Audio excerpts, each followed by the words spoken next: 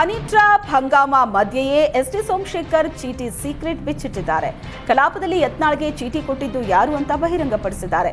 BJP ಶಾಸಕ ಯತ್ನಾಳ್ಗೆ ಚೀಟಿ ಕೊಟ್ಟಿದ್ದು ಸಚಿವ ಅಂತ ಬಾಂಬ್ ಸಿಡಿಸಿದ್ದಾರೆ. ಚೀಟಿ ಕೊಟ್ಟ ಬಳಿಕ ಹನಿ ಟ್ರ್ಯಾಪ್ ಬಗ್ಗೆ ಯತ್ನಾಳ್ ಹೇಳಿದ್ದು, ಆದರೆ ಹನಿ ಟ್ರ್ಯಾಪ್ ಕೇಸ್ನಲ್ಲಿ ಬಿಜೆಪಿ ಸರಿಯಾಗಿ ಮಾತಾಡಿಲ್ಲ ಅಂತ ಬೇಸರ ಹೊರಹಾಕಿದ್ರು.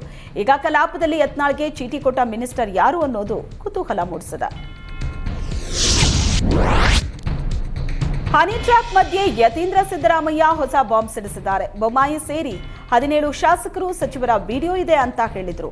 ಬಿಜೆಪಿಯವರ ವಿಡಿಯೋ ಬಿಜೆಪಿಯವರೇ ಮಾಡಿಕೊಂಡಿದ್ದಾರೆ.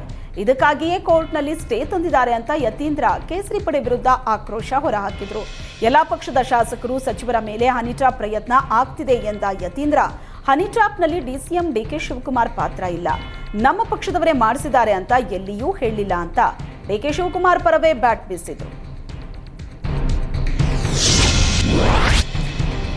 ಹನಿ ಟ್ರ್ಯಾಪ್ ವಿಚಾರದಲ್ಲಿ ಸಿಎಂ ಬಣ ಅಂದ್ಕೊಂಡಿದ್ದನ್ನ ಸಾಧಿಸಿದೆಯಾ ಅನ್ನೋ ಪ್ರಶ್ನೆ ಎದ್ದಿದೆ. ಹೈಕಮಾಂಡ್ ಮಧ್ಯಪ್ರವೇಶದಿಂದ ಮೇಲುಗೈ ಸಾಧಿಸಿದ್ರ ರಾಜಣ್ಣ ಅನ್ನೋ ಚರ್ಚೆ ಶುರುವಾಗಿದೆ. ಸದನದಲ್ಲಿ ಬೇಕು ಅಂತಲೇ ವಿಷಯ ಪ್ರಸ್ತಾಪಿಸಿದ ರಾಜಣ್ಣ ಯೂ-ಟರ್ನ್ ಹೊಡೆದಿದ್ದಾರೆ. ದಾಖಲೆ ಇದೆ ಅಂತ ಹೇಳಿ ಬಳಿಕ ಸಾಕ್ಷಿ ದಾಖಲೆ ಇಲ್ಲ ಅಂತ ಮಿನಿಸ್ಟರ್ ಹೇಳಿದ್ರು. ದೂರು ಕೊಡ್ತೀನಿ ಅಂತ ಕೇವಲ ಮನವಿ ನೀಡಿ ರಾಜಣ್ಣ ಸುಮ್ಮನಾದ್ರು. ಹನಿ ಟ್ರ್ಯಾಪ್ ಪ್ರಸ್ತಾಪದಿಂದ ಆ ನಾಯಕನ ಬಗ್ಗೆ ನಿರಂತರ ಚರ್ಚೆಗಳು ಆಗ್ತಾ ಇದ್ದು, ತಮ್ಮ ರಾಜಕೀಯ ವಿರೋಧಿಗಳಿಗೆ ರಾಜಣ್ಣ ಟಕ್ಕರ್ ಕೊಟ್ರ ಅನ್ನೋ ಪ್ರಶ್ನೆ ಎದ್ದಿದೆ. ರಾಜ್ಯ ರಾಜಕಾರಣದಲ್ಲಿ ತಲ್ಲಣ ಸೃಷ್ಟಿಸಿದ್ದ ಹನಿ ಟ್ರ್ಯಾಪ್ ಕೇಸ್ ಬಗ್ಗೆ ಸಚಿವ ರಾಜಣ್ಣ ನಿನ್ನೆ ಸಂಜೆ ಗೃಹ ಸಚಿವರಿಗೆ ದೂರು ನೀಡಿದರು. ರಾಜಣ್ಣ ನೀಡಿದ ಮನವಿ ಪತ್ರವನ್ನ ಗೃಹ ಸಚಿವ ಪರಮೇಶ್ವರ್ ಟಿಪ್ಪಣಿ ಸಹಿತ ಪೊಲೀಸ್ ಮಹಾನಿರ್ದೇಶಕ ಅಲೋಕ್ ಮೋಹನ್ಗೆ ರವಾನಿಸಿದ್ದಾರೆ. ನಿನ್ನೆ ರಾತ್ರಿ ಮುಚ್ಚಿದ ಲಕೋಟೆಯಲ್ಲಿ ಗೌಪ್ಯ ಪತ್ರವನ್ನ ಡಿಜಿಗೆ ರವಾನಿಸಿದ್ದಾರೆ. ಗೃಹ ಸಚಿವರು ಮುಂದಿನ ಕಾನೂನು ಕ್ರಮಕ್ಕೆ ಸೂಚಿಸಿದ್ದಾರೆ.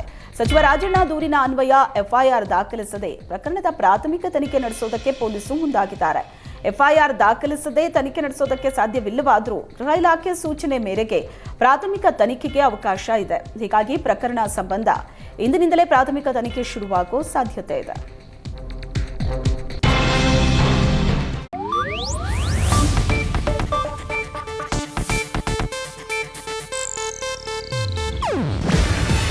ಇದು ಏಷ್ಯಾನೆಟ್ ನ್ಯೂಸ್ ನೆಟ್ವರ್ಕ್ ಪ್ರಸ್ತುತಿ. ನೀವು ನೋಡ್ತಿದ್ದೀರಾ ಏಷ್ಯಾನೆಟ್ ಸುವರ್ಣ ನ್ಯೂಸ್.